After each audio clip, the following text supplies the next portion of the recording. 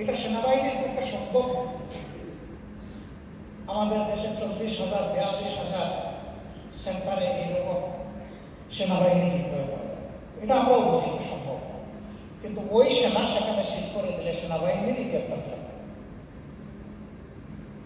এখন পর্যন্ত আমাদের সরকার এটা শুনছে। আমরা কিন্তু আমাদের জনগণের উপর গভীর আস্থা, 100% আস্থা আছে আমাদের জনগণ।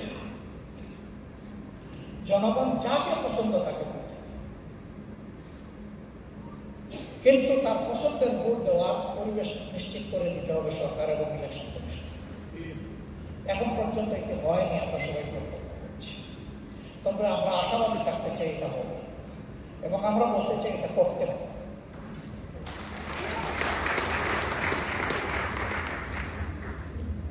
কেউ যদি না পারেন তা সরে যাওয়া উচিত, যে কারণে শেষ। কিন্তু আপনি দায়িত্ব নেবেন এবং করবেন না, এটি দায়িত্বের অবহেলা নয়, এটা দায়িত্বের ভায়োলেশন। আমরা সেই ভায়োলেশন দেখতে চাই। অনেক ভয় ভীতি সমাজে কাজ করছে। এখনো কেন সাংবাদিকরা এই প্রশ্ন করবে যে 12 তারিখ ইলেকশন হবে কিনা, আপনারা কনফিডেন্ট কিনা, ইলেকশন সুষ্ঠু হওয়ার ব্যাপারে আপনাদের কোনো সন্দেহ আছে কিনা? এই প্রশ্ন কেন? নিশ্চয়ই কিছু কারণ আছে বলেই তো ওই কারণটার মুখ করতে হবে। একটা ইলেকশন কি সবকিছুর সমাধান না, কিন্তু এটা সব। একটা বীজ না রুখলে তো গাছ উঠবে না। এই ইলেকশনটা ফেয়ার, ইলেকশনটা হচ্ছে একটা ফেয়ার সোসাইটি, একটা গুড গভর্নেন্সের একটা আস্ত বীজ। এই বীজ রোপণ না করলে তো গাছ উঠবে না। আর আল্লাহর কসম, আমরা ওই বিগত 3 নির্বাচন বা 4 নির্বাচনের মতো কোন নির্বাচন দেখতে চাই না। আমরা বোঝাপড়ার কোন নির্বাচন একেবারেই দেখতে চাই না। বোঝাপড়া কোন অথরিটির সাথে হবে না, বোঝাপড়া হবে রাজনৈতিক দলগুলা ভোটারদের সাথে সরাসরি, অন্য কারোর সাথে। আমরা সেই নির্বাচনটা দেখতে চাইছি।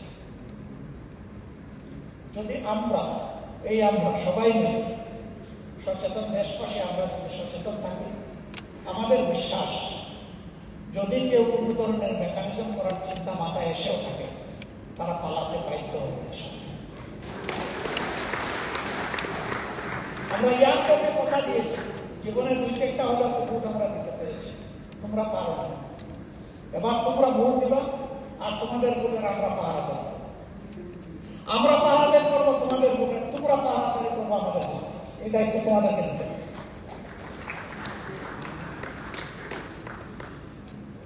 এখানে আমরা যারা উপস্থিত আছি, আমার বয়সের একটা পর্যায়ে চলে এসেছি, কিন্তু এটাই মিল করে না যে আমরা সব এনার্জি হারিয়ে ফেলেছি। আমি সম্মানিত ভাইদের সাথে যখন হাত মিলাচ্ছিলাম, তখন মনে হচ্ছিল এখনো তুমি যোদ্ধা।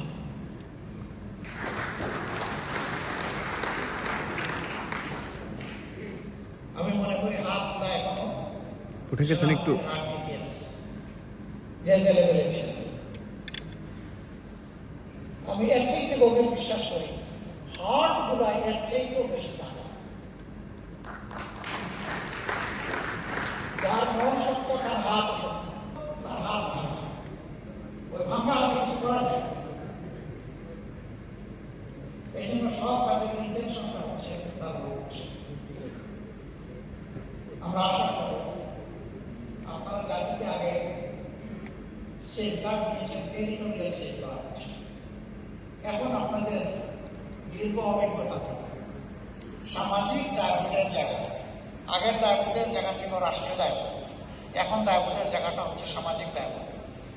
এই দায়বোধের জায়গা থেকে আপনারা এগিয়ে আসবেন। এটি জরুরি নয় যে আপনাদের সকলকে জামাত ইসলামী জয়েন করতে হবে, বাট এটি জরুরি শেষ বয়সে পরবর্তী প্রজন্মের জন্য ভালো কিছু আমাদেরকে দিতে হবে।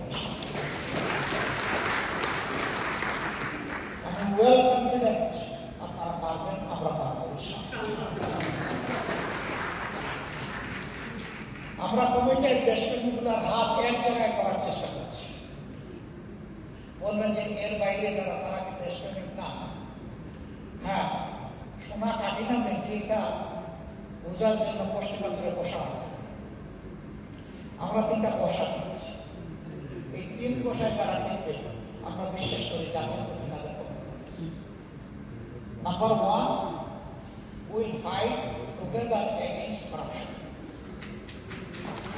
নিজে করাপশন করবো না এবং কাউকে করাপশন করতে দেবো না।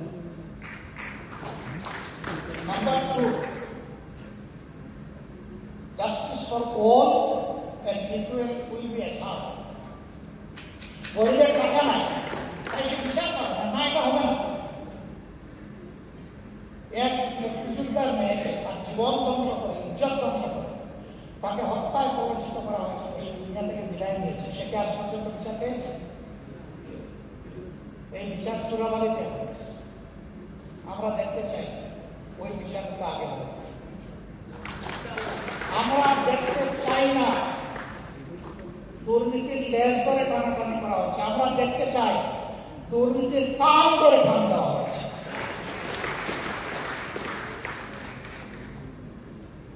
তাল পাতা ধরা নয়, মূল ধরে টান মারতে হবে। হ্যাঁ, তা আমরা বুঝি যে এই কাজ যত সহজ নয়, যত সহজে বলে ফেললাম। এই কাজ যখনই আমরা করতে যাব তখন আমাদের সামনে বাধার একটা হিমালয় পর্বত দাঁড় করে দেওয়া। বাট এই মানুষকেই তো আল্লাহ সক্ষমতা দিয়েছেন হিমালয় পর্বত কেন? আমরাও দুর্নীতির বাধা হিমালয় পর্বতকে আমরা ডিঙ্গাবো। সময় যা লাগে সমস্যা নাই। জীবনে একবারের জন্য একজনই শুধু 2বার এই পৃথিবীতে আসবেন, 2বার কেউ আসবেন না। তিনি হচ্ছেন ঈসা ইবনে মরিয়ম আলাইহিস সালাম। তিনি ভাগ্যবান যে তিনি 2বার দুনিয়া আসবেন। একবার এসেছেন, আবার আসবেন। আমরা কেউ 2বার আর আসবেন। অতএব আমাদের এই জীবনটা হেক্সিয়ালের জীবনের মতো না হয়ে সিংহের মতো।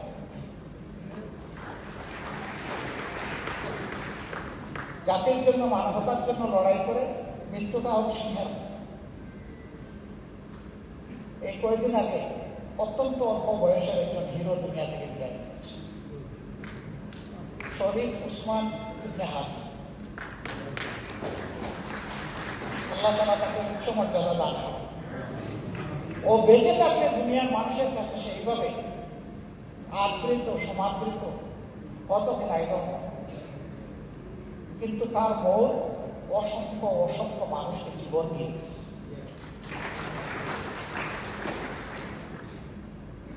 আমরা এইরকম সন্তানদের নিয়ে বলি 24-এর লড়াইয়ে 4 বছরের শিশু থেকে শুরু করে 62 বছরের বৃদ্ধ পর্যন্ত নিহত হয়েছে।